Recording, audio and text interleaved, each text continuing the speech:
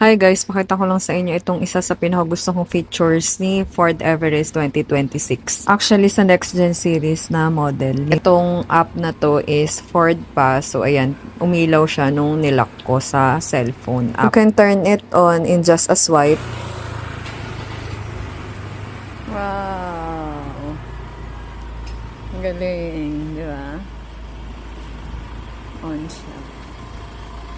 Pwede rin tong Ford Pass na app sa smartwatch. Nag-split screen lang ako dito at nag-screen record para makita nyo kung paano nag-work yung app. Pwede nyo siya magamit kahit nasa ibang bansa kayo, ma-turn on nyo. Pero ang kagandahan nito, hindi ma-drive yung car kasi may security feature pa siya na naka-owner lock. Usually, ginagamit namin siya pag gusto namin palamigin yung car bago kami umalis kung nasa labas kami. Kasabay kasi ng makina na pag-on, pati yung aircon nag-on. Makikita mo rin dito yung fuel level, pati yung oil level kung kailangan mo na siyang i-change oil, at marami pang ibang details.